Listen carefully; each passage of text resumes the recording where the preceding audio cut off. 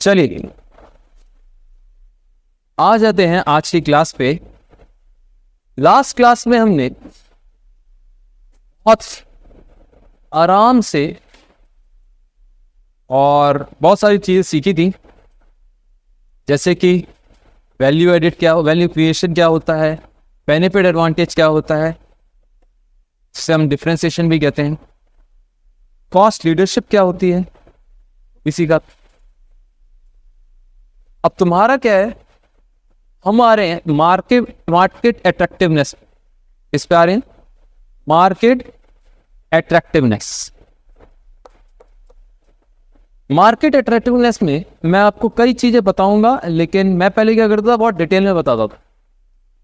अब मैं उतना डिटेल में नहीं बताऊंगा, क्योंकि मुझे ऐसा लग रहा है कि इतना डिटेल में जाने का कोई लॉजिक नहीं है आईसीआई के पॉइंट ऑफ व्यू से। तो मैं आपसे क्या करूंगा, मैं आपको आईसीआई के मटेरियल के बेस पे थोड़ा ज्यादा पढ़ाऊंगा, जितना उन्होंने लिया है उससे थोड़ा सा ज्यादा लेके चलेंगे। सब लोग आ जाइए चैप्टर 2 में पोर्टर के 5 फोर्सेस। अब समझना शुरू करते हैं पोर्टर साहब ने कहा क्या। पोर्टर साहब ने हमें समझाया था, माइकल पोर्टर ने, जो कि मैं आपको लास्ट क्लास में भी बता रहा था। उन्होंने कहा था आपको इकोनॉमिक प्रॉफिटेबिलिटी अर्न करनी है तो 2 चीजों पे ध्यान देना है। पहली, उन्होंने कहा था आपकी जो वैल्यू क्रिएशन है वो बढ़नी चाहिए, तभी आप एबनॉर्मल प्रॉफिट अर्न करेंगे अगर आप वैल्यू क्रिएशन बढ़ा लेंगे। सही कह रहा हूं, गलत कह रहा हूं? और वैल्यू क्रिएशन बढ़ाने के लिए उन्होंने 2 तरीके बताए थे, जेनेरिक स्ट्रेटेजीज बोलते हैं इसको। पहले बेनिफिट पोजीशनिंग और दूसरा कॉस्ट पोजीशनिंग। बेनिफिट पोजीशनिंग मतलब जिसे हम कहते हैं डिफरेंशिएशन। ये क्या होता है? आपने कहा कि सर हमारे प्रोडक्ट में कुछ एक्स्ट्रा फीचर्स हो as compare to other products. दूसरा कॉस्ट लीडरशिप, उसी चीज को जो दूसरे लोग बेच रहे हैं हम भी बनाएं, लेकिन सस्ते में बनाएं, कॉस्ट रिडक्शन वगैरह करके। आपने कहा ठीक है सर, इसके बारे में पढ़ेंगे। लेकिन एक चीज और बताई थी उन्होंने, और वो बताया था मार्केट इकोनॉमिक्स के बारे में। उन्होंने कहा मार्केट इकोनॉमिक्स, आपको सबसे पहले ये देखना पड़ेगा, क्या देखना पड़ेगा, कि आप जिस मार्केट में हैं, जिस इकॉनमी में हैं, वो आपको प्रॉफिट अर्न करके दे रही है या नहीं दे रही। मतलब वो एक प्रॉफिट अर्निंग इकॉनमी है या नहीं है। मतलब समझ में नहीं आया अभी बहुतों को। मैं आपको माइकल पोर्टर साहब दिखाता हूं, रुकिएगा।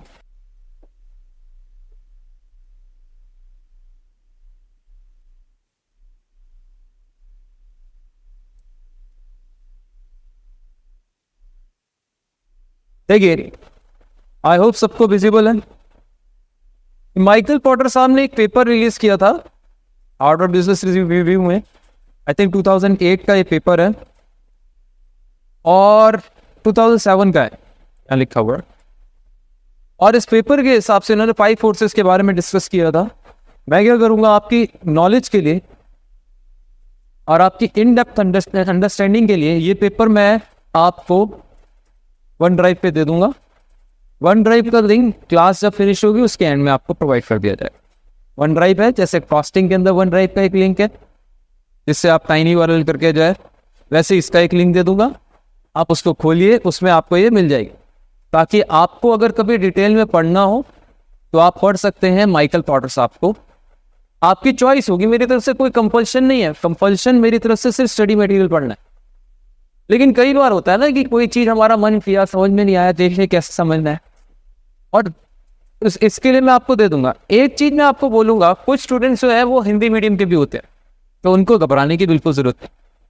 आपको क्या करना है, गूगल ट्रांसलेट नाम की एक ऐप है, गूगल ट्रांसलेट आपको इंस्टॉल करके रखनी है अगर नहीं है इंस्टॉल पहले से।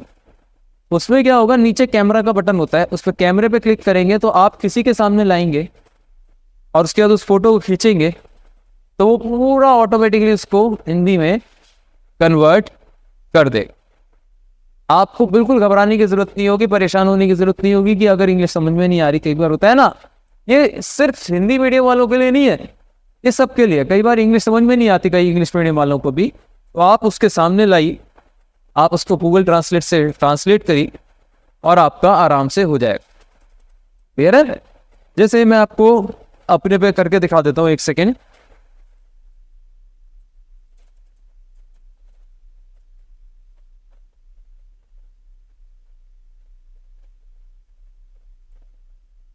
ये देखिए, ये मैंने गूगल ट्रांसलेट में हिंदी टू इंग्लिश कर दिया। अब मैं क्या करने जा रहा हूं, यहां पे नीचे की साइड एक कैमरा बटन बना हुआ है, उस पर क्लिक किया। अब मेरे पास एक कैमरा खुल गया मेरा मोबाइल का, और मैंने क्या किया, सिंपल चाहे ऐसे मैं इसके सामने ले गया और मैंने ये फोटो खींच दी। अगर आप ध्यान से देखें, ये ऑटोमेटिकली हिंदी में कन्वर्ट हो गई फोटो, पूरी फोटो ऑटोमेटिकली हिंदी में। आपको वापस इंग्लिश में ले जाना है तो यहाँ पे बटन बना हुआ है, इससे आप वापस इंग्लिश में कर सकते हैं। आपका विद इन अ सेकेंड पूरी फोटो एकदम हिंदी में एग्जैक्ट लिख के आ रहा है। और आसान तरीका बता देता हूं, पीडीएफ को जाइए, आप पीडीएफ को अपलोड करिए किसके ऊपर, गूगल ड्राइव पे। पीडीएफ को किस पे अपलोड करिए, गूगल ड्राइव पे। अब उसमें ऑप्शन होता है गूगल ड्राइव पे उसको एमएस वर्ड पे कन्वर्ट करने का, उसको एमएस वर्ड में कन्वर्ट कर लीजिए, नहीं तो आप यूट्यूब पे सर्च करेंगे कैसे करते हैं, हो जाएगा। एमएस वर्ड में मुझे अच्छे से पता है, ऊपर एक राइट साइड पे बटन होता है गूगल ट्रांसलेट, पूरी आपकी डॉक्यूमेंट एक सेकंड में गूगल ट्रांसलेट हो जाएगी। ठीक है, ये मैंने आपको क्यों बताया तरीके, आपको जरूर पता होना चाहिए। अगर आपको इंग्लिश कहीं समझ में ना आए तो आप समझ सके। ठीक है, और इसमें कोई शाय फील करने वाली बात नहीं है कि हम इंग्लिश मीडियम से थे तब भी आप सर ऐसी बात कर रहे हैं। कई बार हमें हिंदी ज्यादा बेटर समझ में आती है, हिंदी नहीं तो मराठी, गुजराती, क्योंकि कई स्टूडेंट्स हो सकता है किसी डिफरेंट लैंग्वेज को पसंद करते हैं, भोजपुरी, तो उनके लिए वो भी लैंग्वेज अवेलेबल होती है। ठीक है, अब आपने कहा कि सर इसमें पूरा बहुत ज्यादा डिटेल में समझाया है तो आपको इतना पढ़ने की जरूरत नहीं है। मुद्दे की बात पे आता हूं, यहां पे 5 फोर्सेस के बारे में देखिए माइकल पोर्टर साहब क्या कह रहे हैं। उन्होंने कहा देखिए, differences in industry profitability. Average return on invested capital varies markedly from industry to industry. मतलब क्या हुआ, एवरेज रिटर्न जो होता है ना वो चेंज होता है, अलग अलग होता है, वेरिएबल होता है, फिक्स नहीं होता, किसी का कुछ, अलग अलग इंडस्ट्री का अलग अलग रिटर्न होता है। Between 1992 and 2006, for example, average return on invested capital in US industries raised as low as 0 or even negative to more than 50%. Industries का उसने चार्ट बना के दिया, कुछ इंडस्ट्रीज का कुछ चल रहा है, कुछ इंडस्ट्रीज का कुछ, कई जगह नेगेटिव जा रहा है, कई जगह मोर देन 50% जा रहा है। कहता है at the high end are industries like soft drinks, pre package software, which have been almost 6 times more profitable than airline industry over the period. हमने कहा इसी पीरियड में सॉफ्ट ड्रिंक्स वगैरह, प्री पैकेज सॉफ्टवेयर वगैरह पे जो income है वो ऑलमोस्ट 6 टाइम्स है एज कंपेयर टू एयरलाइंस। तो अगर आपसे कहा जाए नया बिजनेस चालू करना है तो आप किस फील्ड में एंटर करना चाहोगे, पहले तो क्वेश्चन ही आता है। आपसे बड़ा सिंपल सा क्वेश्चन पूछ रहे माइकल पोर्टर, किस में एंटर करना चाहोगे, एयरलाइंस में या सॉफ्ट ड्रिंक्स में? एयरलाइंस में या सॉफ्ट ड्रिंक्स में? सॉफ्ट ड्रिंक्स, क्योंकि आप वर्स्ट भी परफॉर्म कर रहे होगे तो भी क्वेश्चन कर रहे होगे, क्योंकि आप वर्स्ट भी परफॉर्म कर रहे होगे तो भी आप कुछ अर्न कर रहे होगे। समझ रहे हो या नहीं? सही बोल रहा हूं ना? खराब से खराब भी परफॉर्म करने पे आप अर्न कर रहे होगे। तो आपने कहा सर देखो यहाँ पे अलग अलग तरीके के बिजनेस के उन्होंने आरओआई निकाल दिया और एवरेज आरओआई बता दिया। आरओआई मतलब रिटर्न ऑन इन्वेस्टेड कैपिटल। आपसे कहा 14.9%। आई होप सबको विजिबल है ना? और जो मैक्सिमम सिक्योरिटी ब्रोकर और डीलर्स हैं उसमें क्या है 40%, सॉफ्ट ड्रिंक्स वगैरह में 37%। तो आप ये कह रहे फार्मास्यूटिकल, ये तो दुनिया जानती है फार्मास्यूटिकल में बहुत पोल होती है, पता है नहीं पता? बहुत जबरदस्त पोल है, कभी दवाई वाले पे जाके पूछना, खूब जबरदस्त डिस्काउंट होता है। खूब जबरदस्त। आप कहोगे क्या बात कर रहे हो, मैं आपको एक एग्जांपल दिखाता हूँ। मैं अपनी मदर के लिए मेडिसिन परचेज करता हूँ टिपिकली, और मैंने पहले भी शायद आपको दिखाया, नहीं दिखाया कोई बात नहीं, देख लो। ये एक ट्रू मेड्स नाम की वेबसाइट है, ऐसे बहुत सारी वेबसाइट है, नेट मेड्स, ट्रू मेड्स, ठीक है ना। अब अगर मैं लेता हूं शेल कैल, क्या लिख दिया,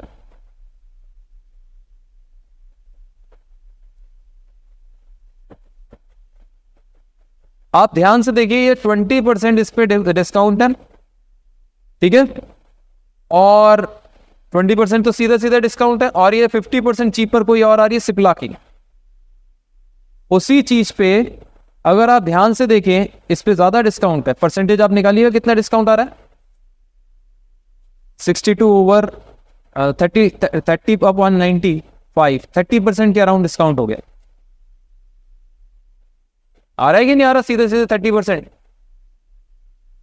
है ना। तो आप कहोगे 30 से ज्यादा ही है, एक बार निकाल लो, 30 डिवाइड बाय 95 कितना आया। ओ मेरे इंस्टाग्राम,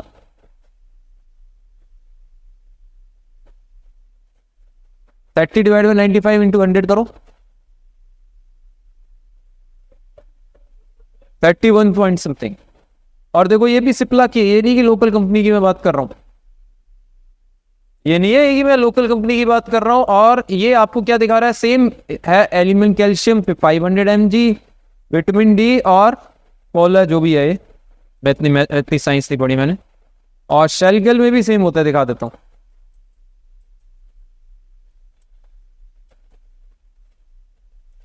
तो आप ये कहेंगे शेलकेल, और ये आ रही है, देखिए इस पे 25% डिस्काउंट है, ये टॉरेंट करके है, 105 रुपीज की है, और ये सिप्ला की है। तो आप कहेंगे सर कितनी पोल है। 2 अगस्त 2023 सेंट्रल गवर्नमेंट ने एक ऑर्डर दिया। क्या ऑर्डर दिया, सेंट्रल गवर्नमेंट ने ऑर्डर दिया कि जितने भी डॉक्टर्स हैं उनको कंपल्सरीली जेनेरिक मेडिसिन को ऑर्डर करना पड़ेगा। आपने कहा क्या बात कर रहे हो सर, जेनेरिक मेडिसिन ये क्या है, जैसे ये मेडिसिन जेनेरिक है क्या।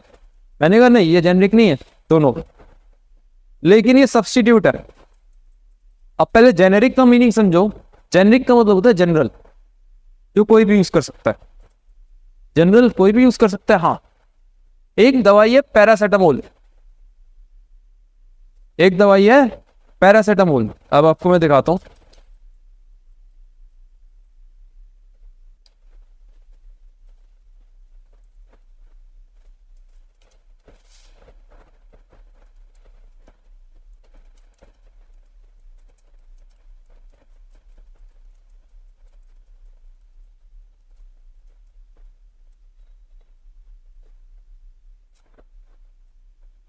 आप अगर ध्यान से देखें, डॉक्टर सपोज कर रहे हैं गवर्नमेंट डायरेक्टिव का, गवर्नमेंट ने क्या डायरेक्शन दी है कि आप ब्रांडेड मेडिसिन नहीं दोगे, आप क्या करोगे, जेनरिक मेडिसिन दोगे। क्यों, अब जैसे यहां पे शेलकेल थी, सेम चीज है, देखो यही 500 ग्राम विटामिन 3 और जो भी कॉलो जो भी, और ये भी सेम है, रेट में कितना अंतर है। अब जेनरिक क्या होती है, जेनरिक का मतलब होता है सिर्फ जिसका कंपोनेंट, मतलब जो सॉल्ट वगैरह सारी चीजें सेम हो, चाहे कोई भी मेडिसिन बना रहा हो कंपनी। अब जेनरिक आती कब है, मेडिसिन वन में क्या होता है, जो बड़ी कंपनीज होती हैं वो रिसर्च करती हैं, अरबों रुपए लगाती हैं रिसर्च पे। जैसे एस्ट्राजेनेका नाम की एक कंपनी है, आपने कोविशील्ड सुनी है क्या। कोविड जब आया तो कोविशील्ड नाम की वैक्सीन लगाई गई। पूना वाला एक वो थे हमारे इंडिया के, मैं पूरा नाम भूल गया, जिन्होंने कोविशील्ड बनाई, और बहुत नाम हुआ, कोविशील्ड उन्होंने बनाई, कोविशील्ड उन्होंने बनाई। Actually it was not made by Covishield, by Poona वाला, अधीर पूना वाला था, ऐसे कुछ नाम था। आप कहोगे क्या बात कर रहे हो सर, हमारे इंडिया का प्राइड है, आप ऐसे हमारे इंडिया के प्राइड पे क्वेश्चन लगा रहे। नहीं, I am not questioning anyone, मैं बस आपको फैक्ट्स रख रहा हूं। वो क्या, एक कंपनी थी एस्ट्राजेनेका, है थी नहीं है। उसने क्या किया, उसने रिसर्च पे लगाया अरबों रुपए और एक वैक्सीन ढूंढी जल्दी जल्दी में कोविड के against, because it was a critical situation. क्या करते, अब उन्होंने जब वैक्सीन ढूंढी तो हमारे कंट्री में वैक्सीन सप्लाई कोई करने वाला मतलब कोई था नहीं। उसने कहा कि वैक्सीन मैं देने को तैयार हूं, लेकिन मेरे को चार्ज पे, मैं हर वैक्सीन की उसके लिए चार्ज करूंगा तुमसे। मैंने अपनी वैक्सीन पेटेंट करा लिया and you can not use this vaccine, अगर तुमने यूज की तो मैं तुम्हारे अगेंस्ट केस कर दूंगा और फिर तुम नंगे हो जाओगे। याद रखना, तुम्हारे को हमारी साइड से जितनी मेडिसिन है सारा यूएन सब तुम्हारे को बॉयकॉट कर देगी। इंडिया फंस गया।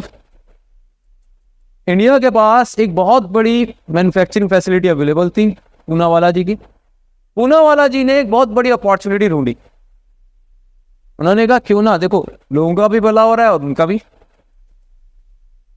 इसमें कोई गलत नहीं है।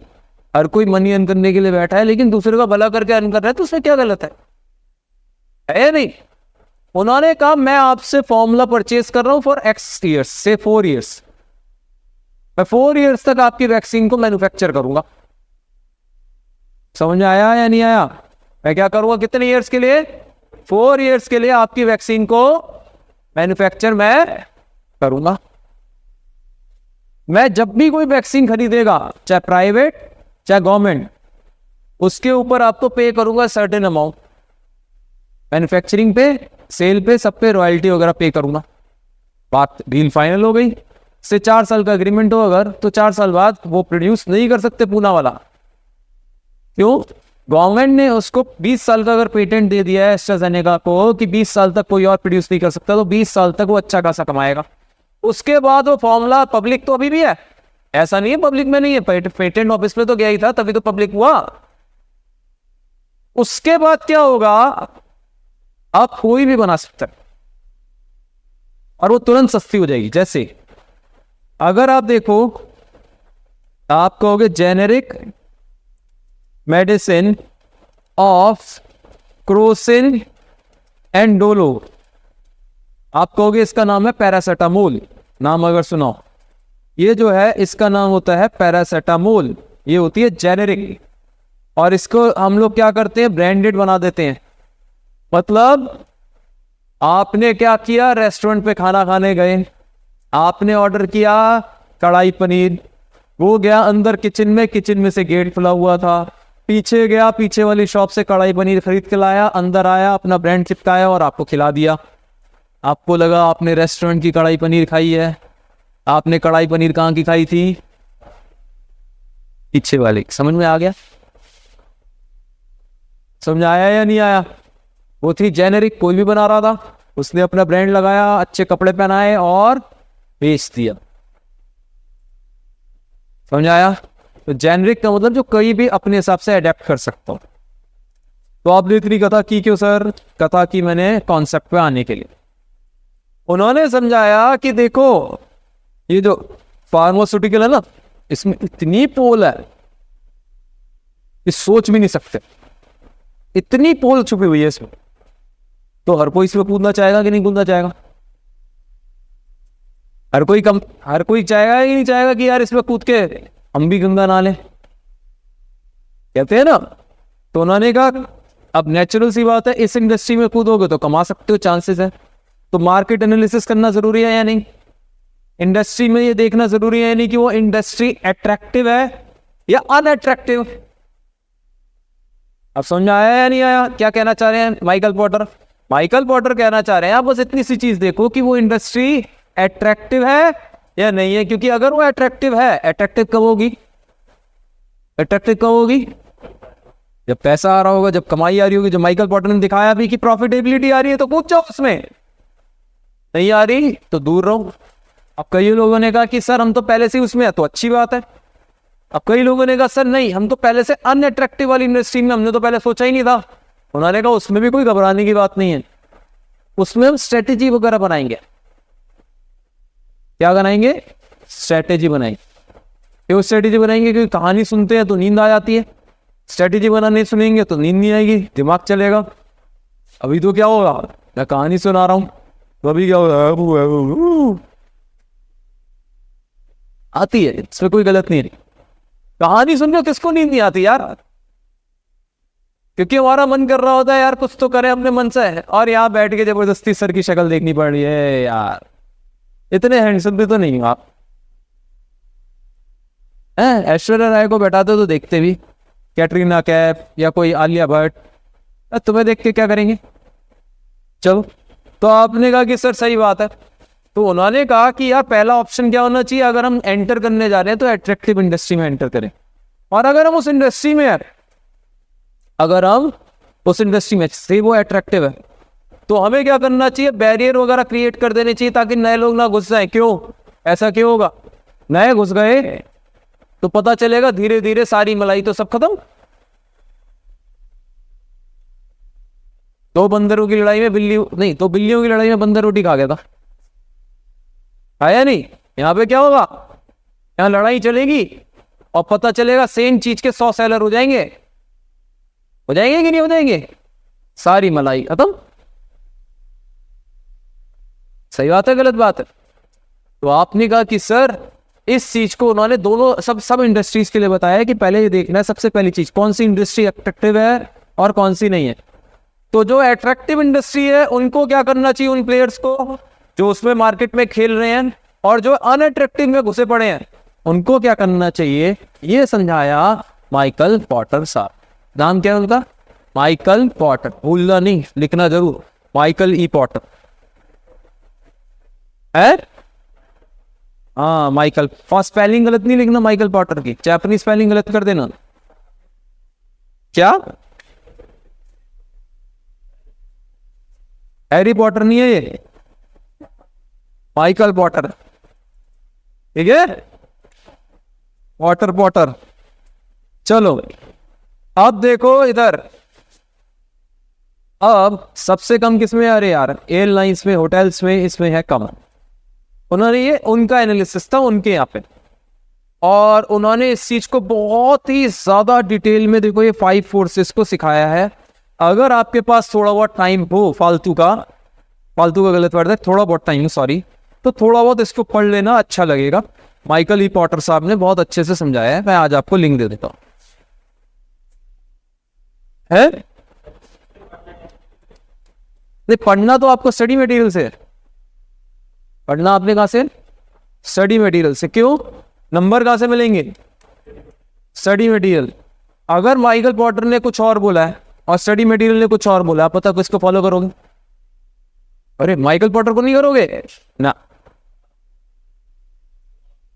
मार्क्स माइकल पॉटर नहीं देगा, मार्क्स आईसीआई देगा। तो गलत पढ़ा रहा है तो गलत पढ़ेंगे, हम सही भी पढ़ेंगे गलत भी पढ़ेंगे, गलत पढ़ा रहा होगा तो, और पेपर में गलत लिख के आएंगे। और मैं इंस्टीट्यूट को मेल तो जरूर कर दूंगा, लेकिन गारंटी नहीं लेता कि सही कर दें। अगर सही कर देंगे तो अगले वाले स्टूडेंट्स के लिए सही हो जाएगा, जब तक नहीं करेंगे तब तक तुम्हारे वालों के लिए यही रहे। होना तो चाहिए सही टाइम पे चेंज, और नहीं करते तो बैंक ना कुछ कर नहीं सकता।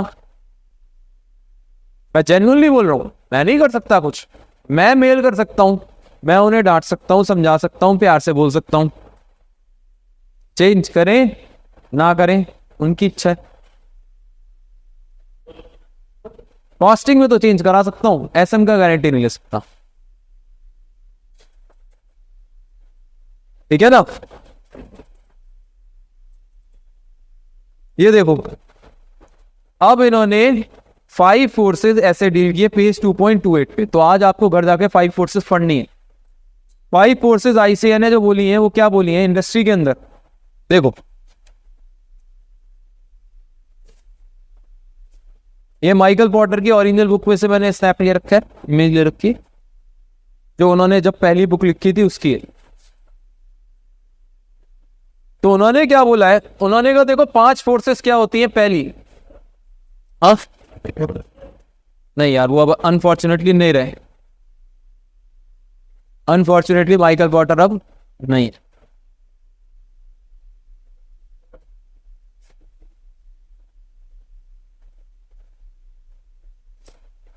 वो एक दिन तुम्हें ट्रेन के नीचे फेंक देगा,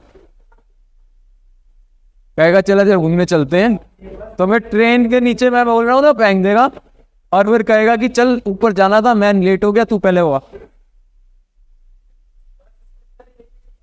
दूसरा, bargaining power of supplier, bargaining power of buyer, threat of substitute, और लास्ट इंटेंसिटी ऑफ राइवलरी। तो 5 आपके पास है, 5 सर्कल कर रखे मैंने, मिल गए। ये आपको रटने हैं, मीम्स आपको रटने हैं। अच्छा, सब्स्टिट्यूट, पहली चीज सब्स्टिट्यूट क्या होता है। अब जैसे पहले मीनिंग समझते हैं, फिर समझेंगे करना क्या चाहिए। माइकल पॉटर साहब ने क्या कहा था, पहले इनके मीनिंग समझ लेते हैं। एक इंडस्ट्री है, कोई सी भी इंडस्ट्री है, और इंडस्ट्री में सब्स्टिट्यूट भी है, इंडस्ट्री में कुछ सब्स्टिट्यूट भी है।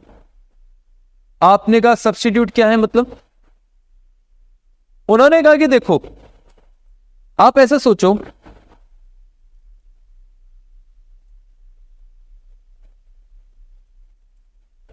आप यहां से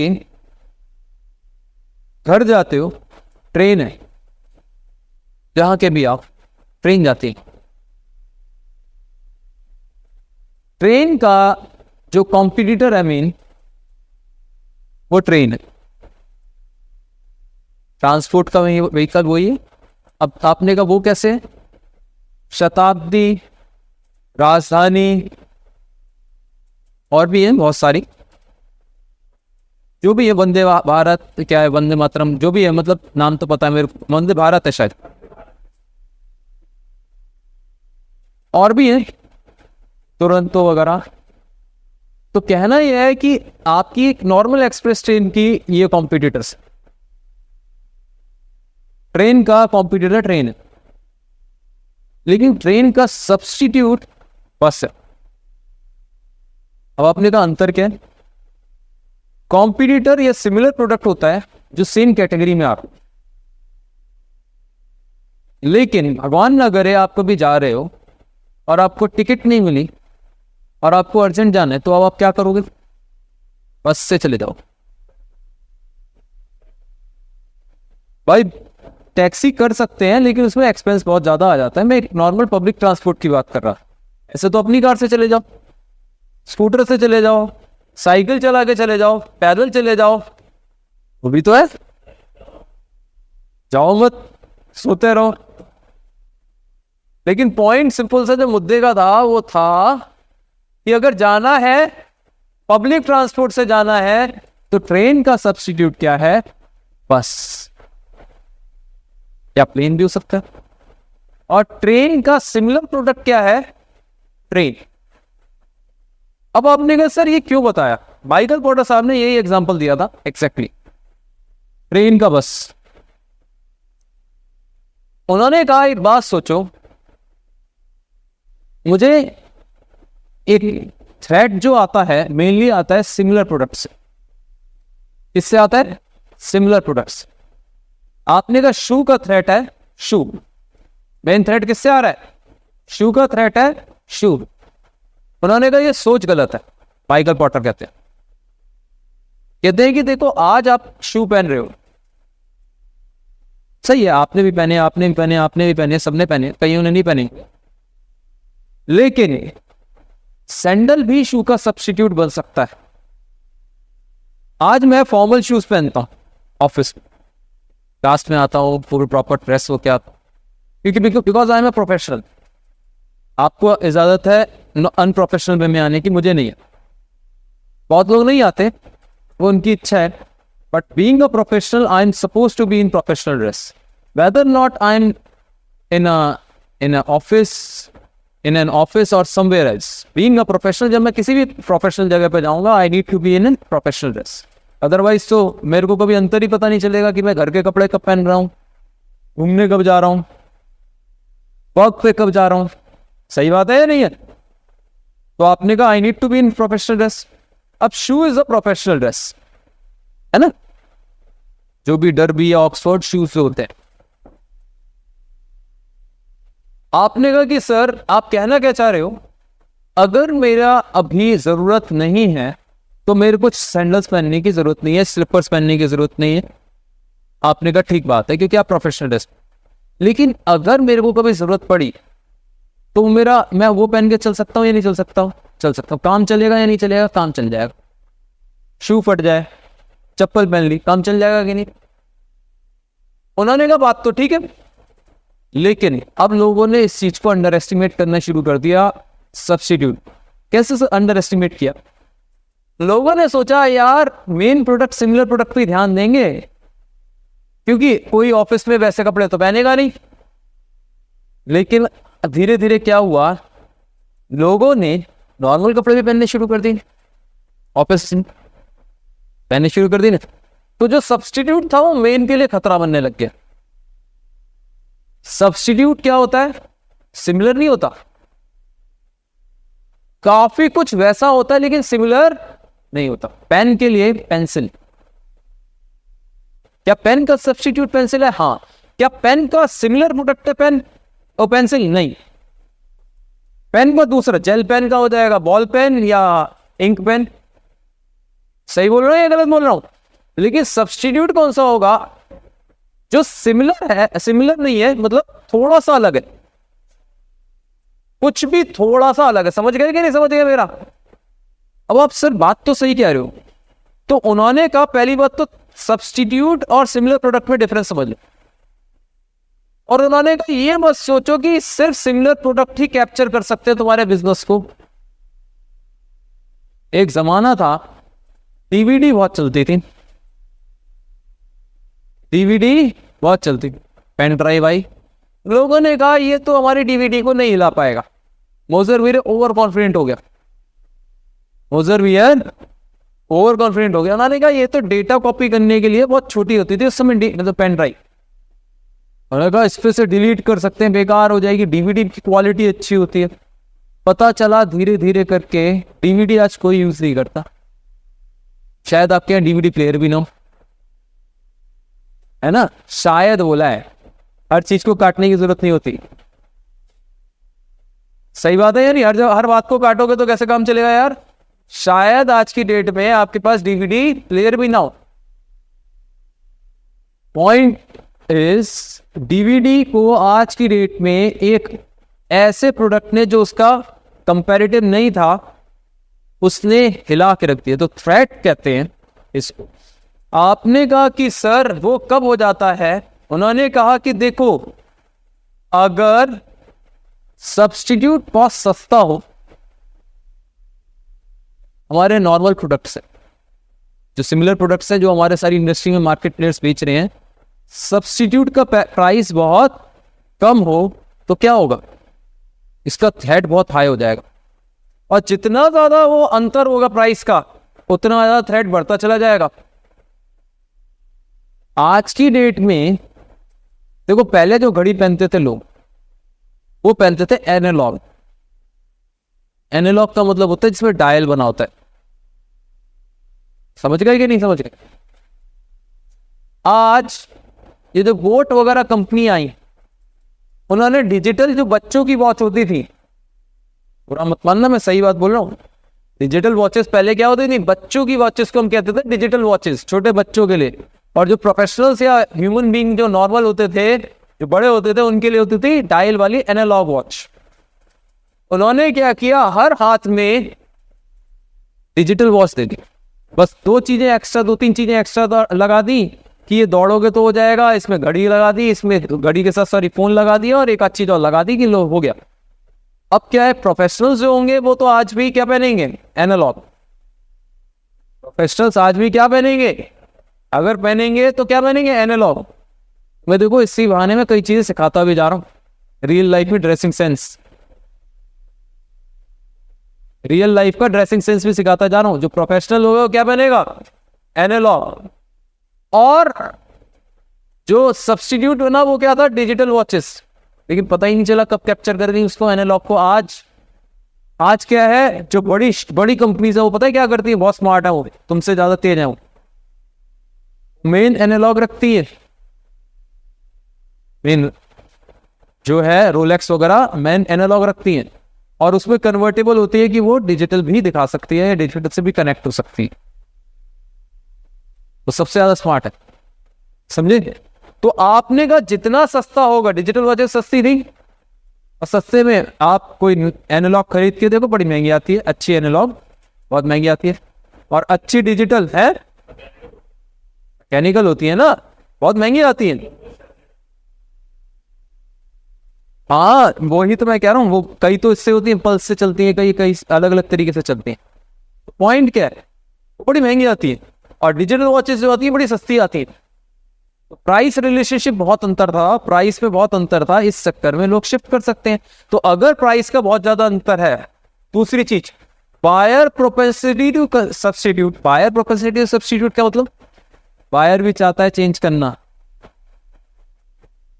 बायर कूदने को तैयार है, अरे मैं वो भी पहन लूंगा, चप्पल भी मैं नहीं आ जाऊंगा ऑफिस में, मेरा क्या दारा है, टी शर्ट कोई फर्क नहीं, टी शर्ट में आ जाएंगे ऑफिस, क्या दारा है। अगर बायर भी रेडी है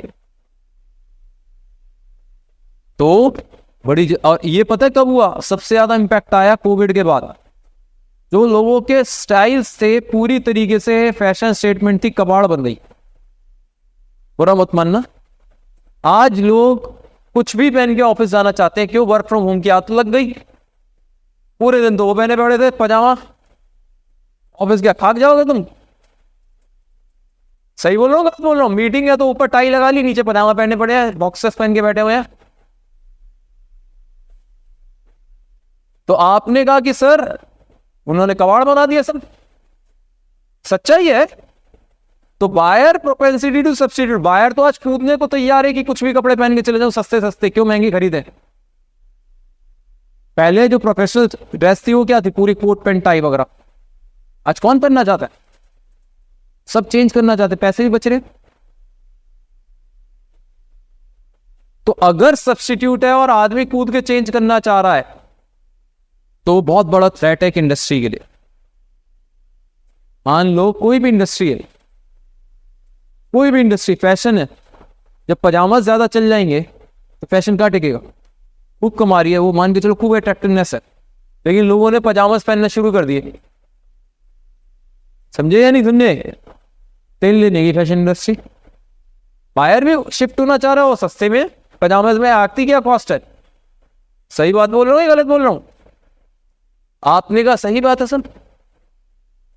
ऑफिस शेयर की जगह, या ऑफिस शेयर छोड़ो, आप कहोगे मान लो जैसे मैं बोर्ड है, मैं बोर्ड की जगह में अगर डिजिटल पढ़ाना चाह रहा हूं, चाहे महंगा है, मैं चेंज करना चाह रहा हूं, तो सब्स्टिट्यूट बन गया। बोर्ड का सब्स्टिट्यूट बोर्ड था ही तो नहीं, वो डिजिटल था ही नहीं, लेकिन मैंने बना दिया, लोग वो भी बनाना शुरू कर दिया। तो आपने कहा जरूरी नहीं है वो सस्ता ही हो, जरूरी नहीं है वो महंगा ही हो। पॉइंट है कि बायर भी कितना स्विच करना चाह रहा है, तो इससे पूरी इंडस्ट्री हिल सकती है। तो आप जिस इंडस्ट्री में है ना, अगर आपको एक्स्ट्रा अर्न करना है तो आपको इस चीज को जरूर एनालाइज करना पड़ेगा कि कौन सा ऐसा सब्स्टिट्यूट प्रोडक्ट है जो आपके प्रोडक्ट को कैप्चर कर जाए। सही बात है गलत बात है, कौन सा ऐसा सब्स्टिट्यूट है जो धीरे धीरे करके आपके प्रोडक्ट को कैप्चर कर जाए। मैं एक एग्जांपल देता हूं, आपको सब समझ में आएगा, लास्ट है उसके बाद छोड़ दूंगा। मैं जब हमने पढ़ाना शुरू किया digitally, I think it was 2009 और 8, आई वाज विद गैब्राइट। समय था राइट था, उन्होंने हमने सबने मिलके, सारे टीचर्स ने मिलके गैब्राइट बनाया। तो हमने 4.5 लाख की एक मशीन खरीदी जो टीवी रिपोर्टर्स यूज करते थे, जस्ट किस चीज के लिए, पिक्चर इन पिक्चर वगैरह के लिए। उस मशीन का नाम भी भूल गया आज की डेट में। बड़ी हैवी मशीन थी, 4.5 या 5 लाख की हमारे को मशीन पड़ी, 4.5 लाख to 5 लाख। समझ रहे हो कितनी महंगी है।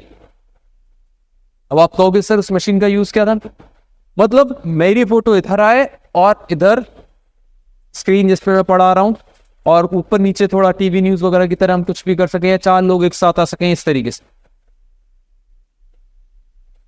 उन्होंने कभी सोचा ही नहीं था विंडो का एक प्रोग्राम आएगा जो ओपन सोर्स प्रोग्राम आएगा, इसका नाम होगा ओपन ब्रॉडकास्ट सॉफ्टवेयर, OBS।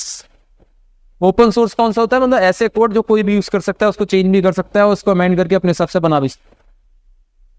वो सॉफ्टवेयर आया फ्री में ₹0 का, जैसे VLC वगैरह, और उसने विंडोज के अंदर सब लोगों का यूज कराना शुरू कर दिया।